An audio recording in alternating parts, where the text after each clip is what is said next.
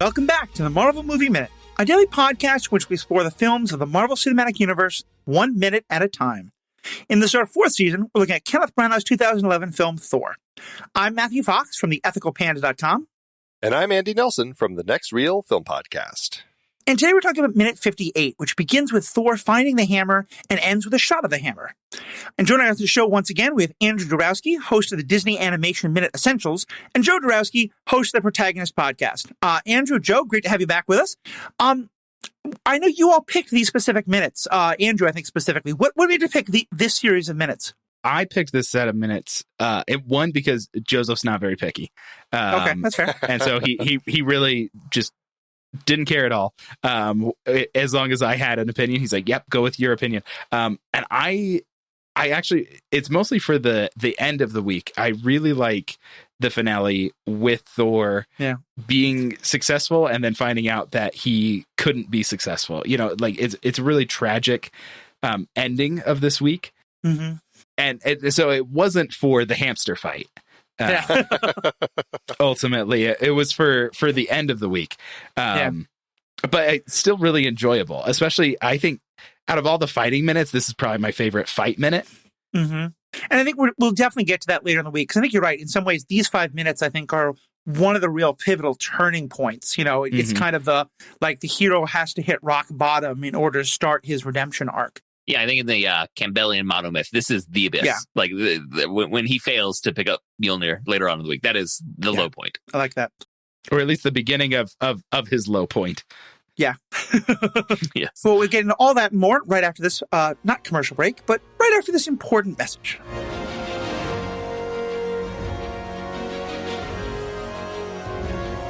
You know, we do have a Facebook group. If you'd like to join the group and chat with other Marvel fans in it, head over to truestory.fm/Marvel Movie Minute and click on the Facebook link. It'll take you right there. We call it the Marvel Movie Minute Podcast Executive Lounge. It's a fun place to just kind of talk about the show, the episodes, your thoughts on the minutes that we're actually discussing in any given week, and more. Give it a try. We'd love to have you there.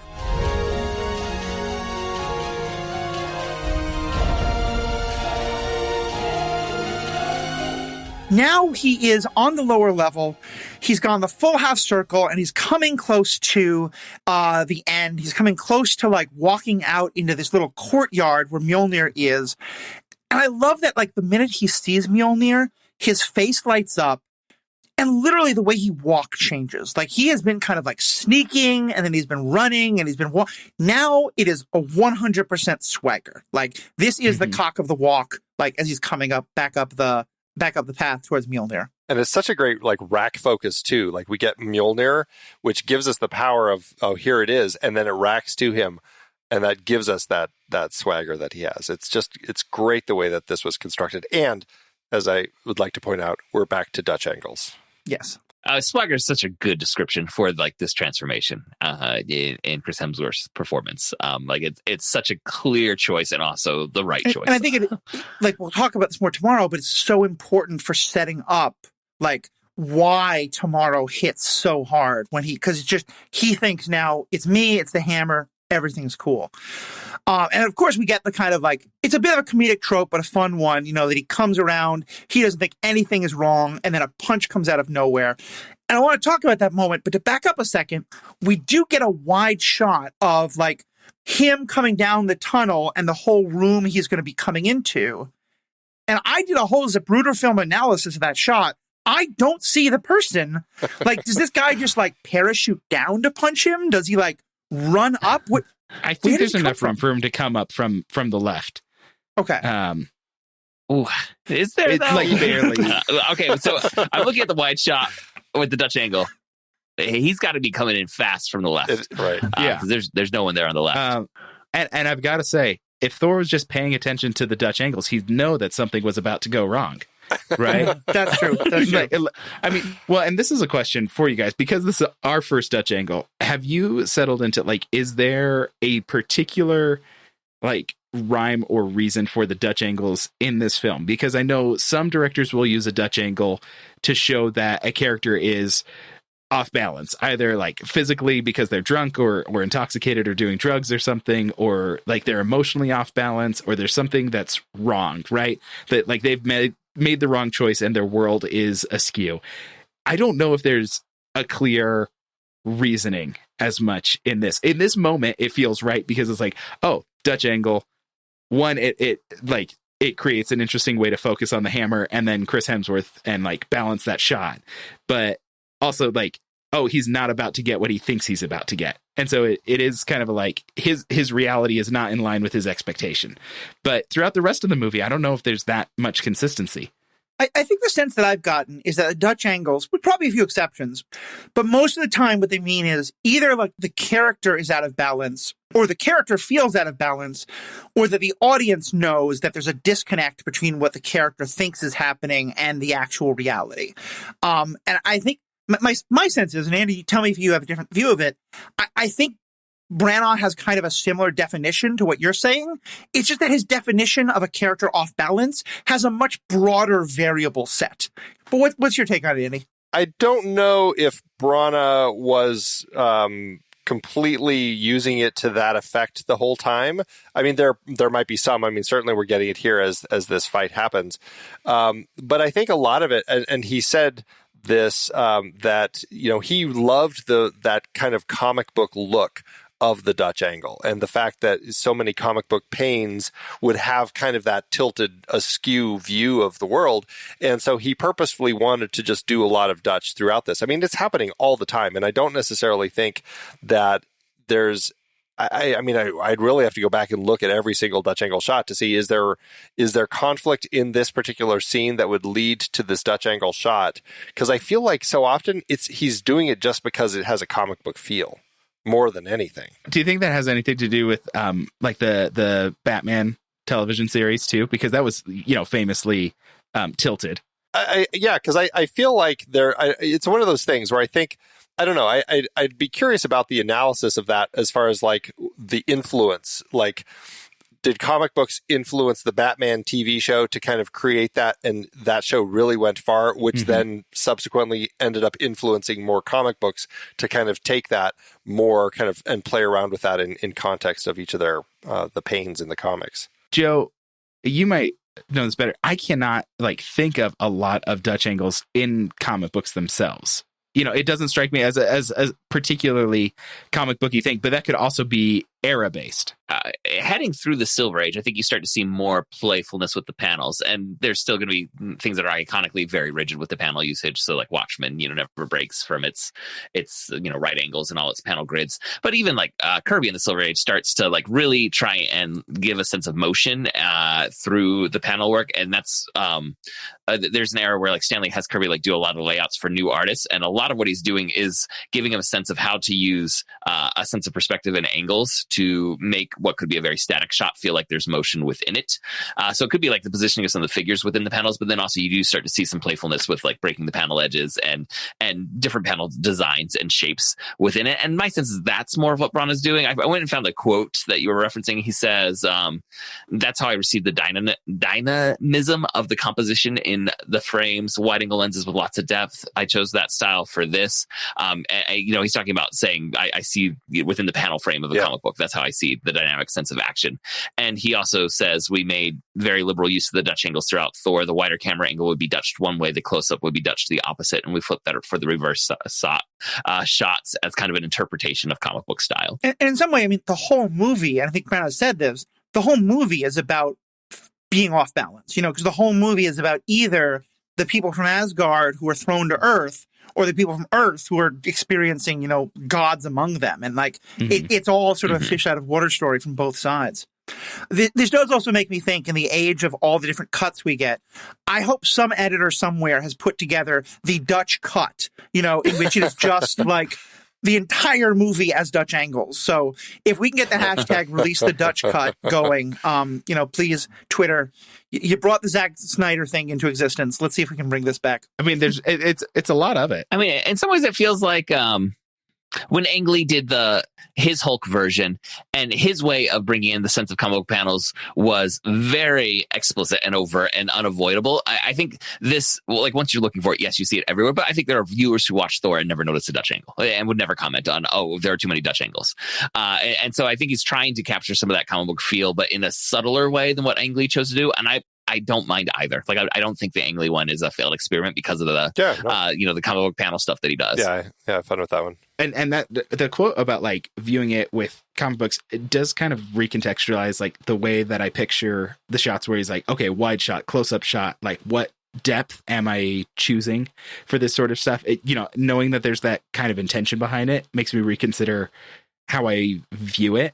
And like, oh, now I'm picturing splash pages and then, how many panels would be on this page to tell this part of the story, right? So like I'm picturing like the introduction of Asgard. Oh, splash page. Put the whole thing out there and linger on it and give it time and put all of these intricate buildings on it. It's like, okay, yeah, that's his version of doing a splash page. And so that does make a difference. And I wonder, I mentioned the hand focus. I wonder if that is one of the motivations for the hands is, doing some of the storytelling where like I need to show details about a person feeling the weight of this situation. So how do I show weight in comic books? It's showing someone's hands grasping something, or that sort of stuff. And so that does kind of change the view that I have of it.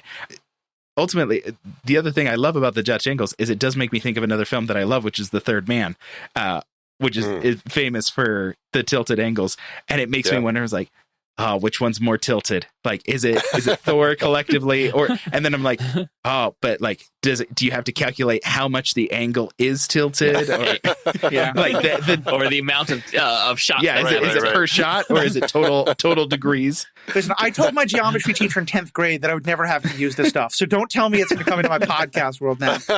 Well, and ultimately, my favorite Dutch angle in the movie is towards the end, and I hope it's okay to spoil this, but sure. There's a romantic moment between two leads in this movie, and one, it needs to be angled so much just so that they could kiss and make it look level, because there's a significant height difference.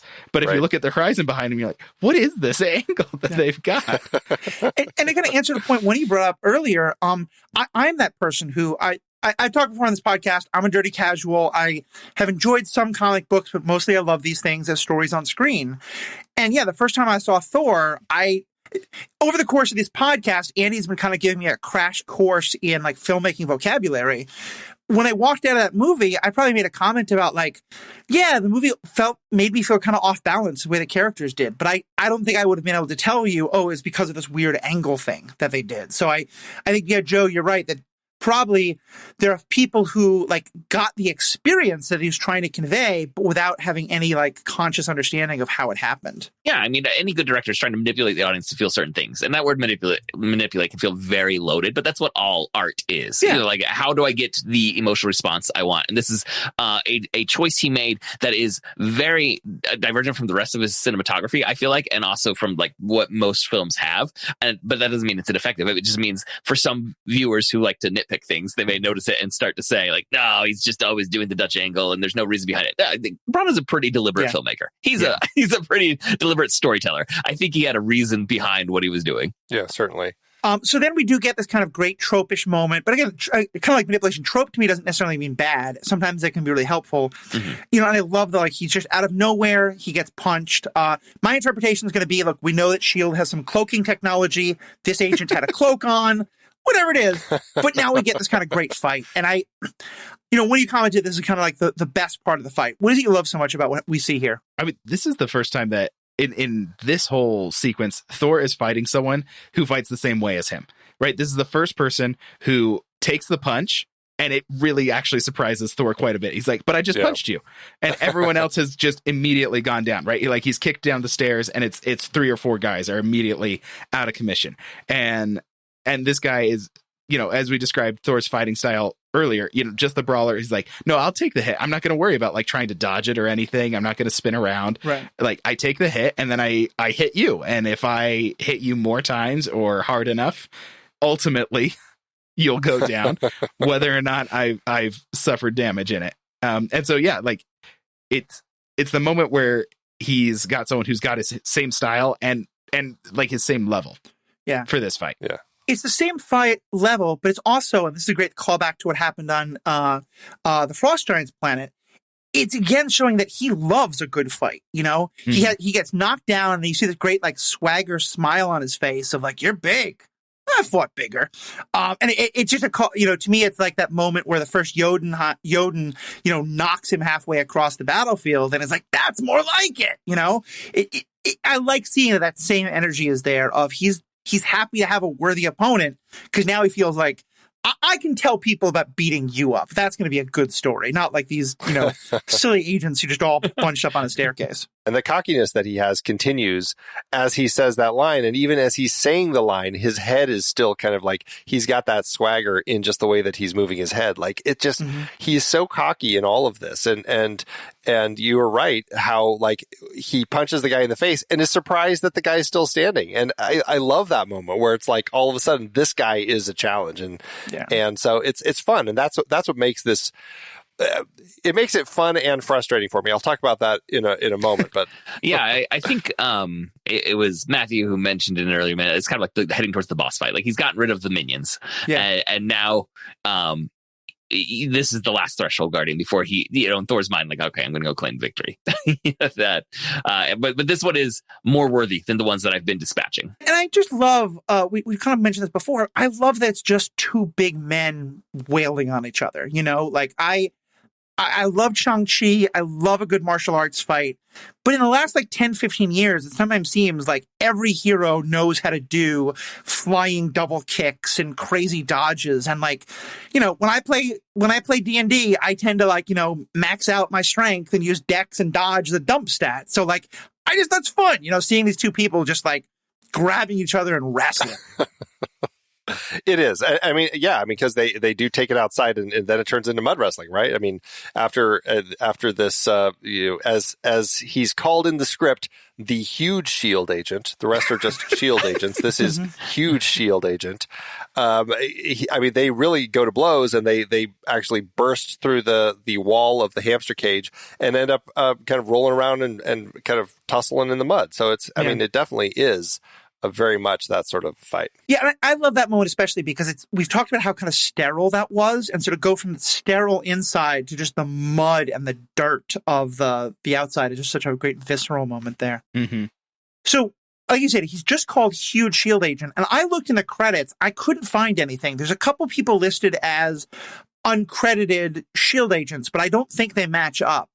Andy, you also couldn't find this actor either, right? No, it was incredibly frustrating, and this is what I'm. That's a shame. Alluding to. Yeah, this is a person who should have a credit, and probably doesn't just because. I mean, he probably does as just a utility stunt player, but there are an awful lot of those in this film, and so it's hard to tell. And a lot of those don't have their photos on IMDb, so it's very difficult to figure out who he was fighting. Because the actors that some people identify, like when you look at their headshots, it doesn't match up with this person's face. And so it's very frustrating because this is somebody I would love to know who it is. And I think the thing that I find frustrating about it also, the way that the fight is shot, is it's very much shot as Thor's fight, which, I mean, I guess it is, but we don't really get much other than that first moment when Thor talks to the agent. We don't really get any shots of his face. He's just there meant to be in the fight.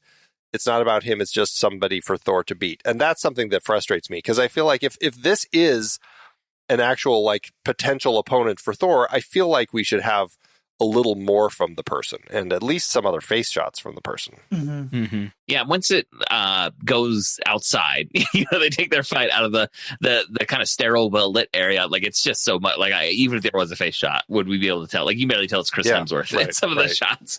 I mean, it may not be. Maybe it's a stunt double. Well, yeah, right. And I also think it's a nice reminder of just how much the role of the MCU in the larger mediaverse has changed, because I feel like if this movie came out today, that guy already has numerous memes being made about him as the one human who knocks down Thor, and someone's trying to call for Disney Plus to make a series about him. There's just so much now a culture of every tiny character who was a cool moment in the MCU, give them their 15 minutes of fame in a way that we just weren't doing at the time this movie came out. Well, we'll see. I haven't heard anyone calling out for the MCU Disney Plus show about the woman in the elevator in Endgame, but maybe there's still time. But the number of characters like that from Shang-Chi, if nothing else.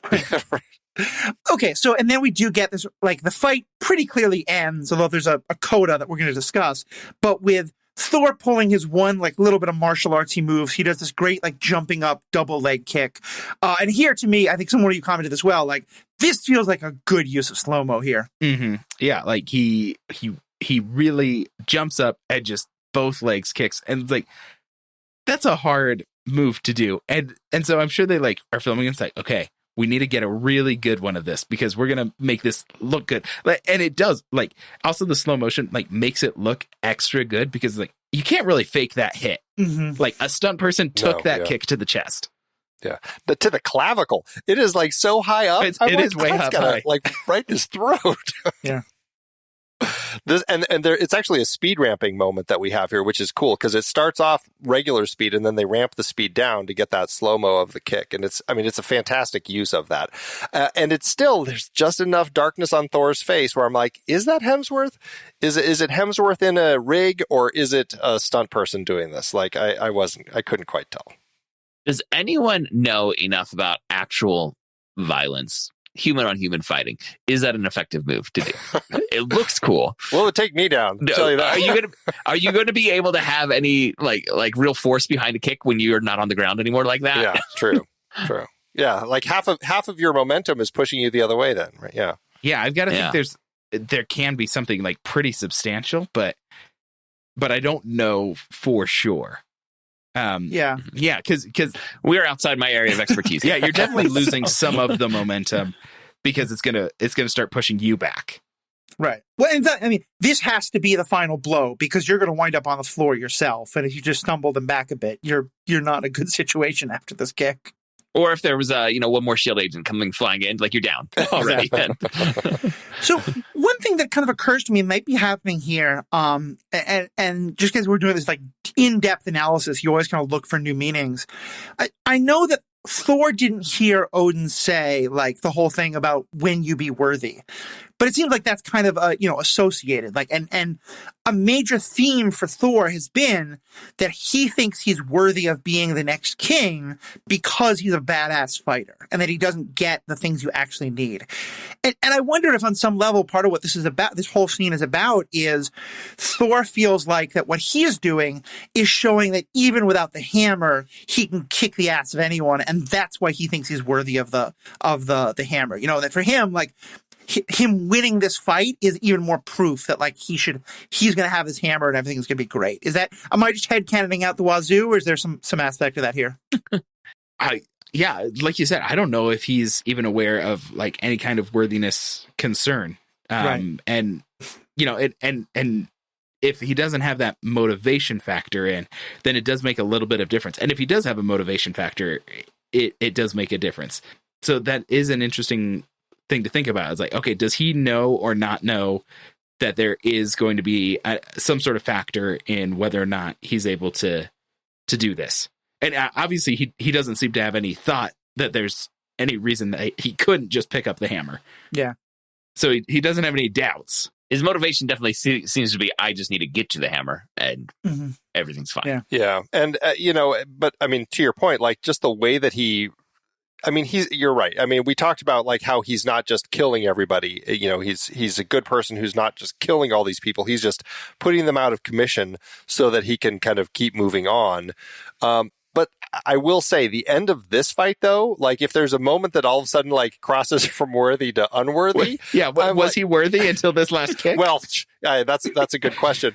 But I mean, but certainly like once he does this moment where, I mean, this guy that he just did this like, double-footed clavicle kick and knocked him down, like as the guy's like, laying on the ground and trying to like get up, Thor like then kicks him again. I'm like, wow, that is like with a firm plant this time. Like he has all the momentum on his side. It's a real like stay down, and I'm glad to hear others saw that because I saw that moment. I was wondering, like, did Branagh just think that looked cool and I'm weird for judging Thor in that moment, or because I like that interpretation you're talking about. Like to me, it's like, yeah, he's not worthy yet. because that to me is a moment of like, the fact that you knocked me down once is a challenge to my ego. So I don't just want to defeat you. I want you to know you were defeated. I want you to feel defeated, which is, it's the move of a bully, which is what we're seeing from him from the early part of the movie. Mm-hmm. As it says in the script, and I guess maybe it's because it was scripted this way, they shot it. They didn't shoot it this way. But this person, is grabbing for his ankle in a last effort, trying to stop Thor, which is why Thor kind of does that. Even if that's the case, that's quite a kick. Yeah. Oh, it is a serious... Well, for an ankle grabber. In the script, Thor, this is what it says in the script when the guy tries to grab his ankle. Thor looks back down at his foe, then drops backwards, pile driving his elbow into the fallen agent's chest. Oh, so it's even worse in the script. I mean, Hemsworth looks like he'd be very good in the WWE. So,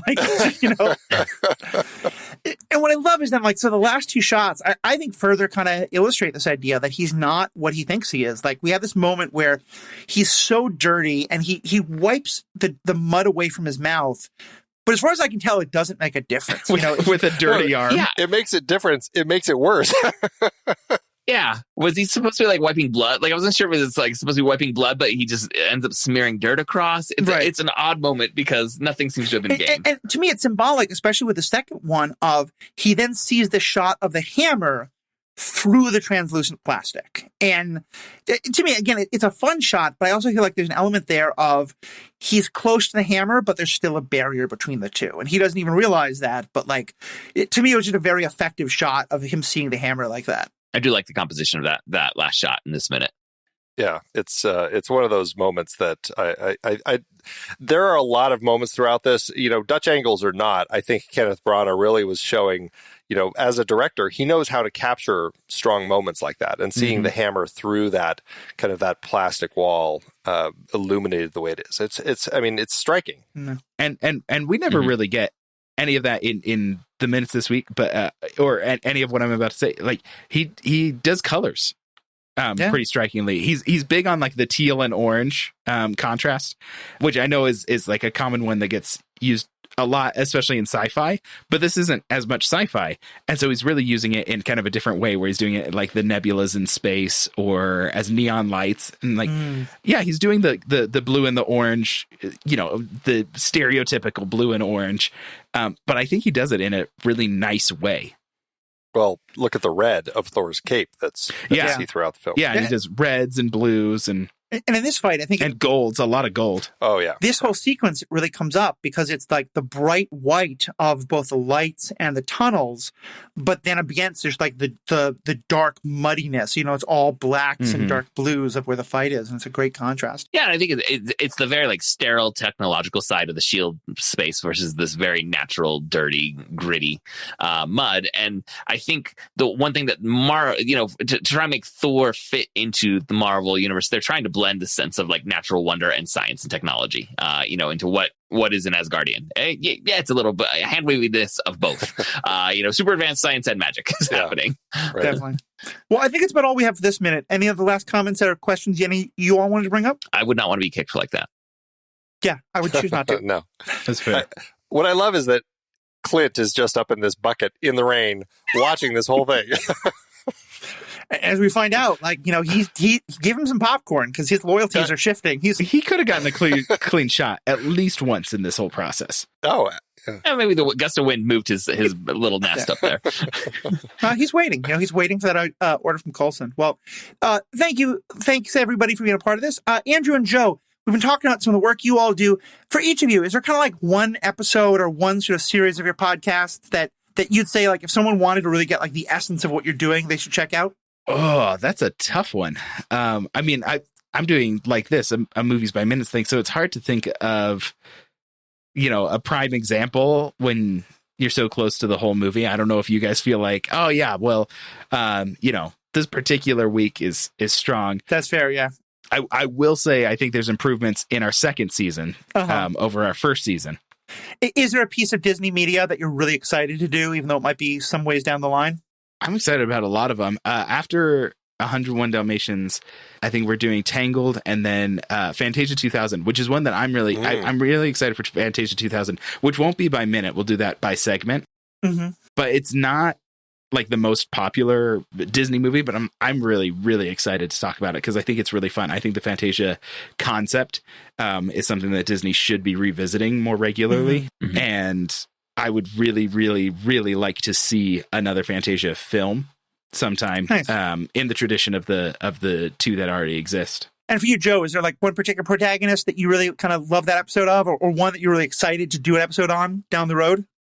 I will just say, like, it's we've done almost 400 episodes at this point. So if there's something you're a fan of, you might be able to find us talking about it in your back catalog or a version of that. And it is, we are deliberately eclectic. So on the one hand, that means you're probably going to see some stuff that you've never encountered before that maybe if you listen, you become interested, but also you probably could go hunt through and find something. And like, just an example, this last, like 2 weeks ago from when we're recording this right now, like we did an episode on the old Cap Wolf storyline from the comic books when Captain America turned into a werewolf as a little Halloween treat. But then, before that, we were talking about like the significance of like this 1950s B-list sci-fi film, the Invasion of the Body Snatchers, that has kind of had this long resonance. So it could be anything from 1 week to the next. We may bounce around. Awesome. And like next week, we're talking about kind of a modern classic fairy tale story. So it's just all over the place. Nice. Definitely. Well, that sounds awesome for both of you. Thank you, as always, for being a part of this. Andy, thanks so much. You do all the editing work that makes this all worthwhile and happen. And just all of our fans, you're what makes this possible. Thank you so much for being fans, and have a great day. Until next time, true believers.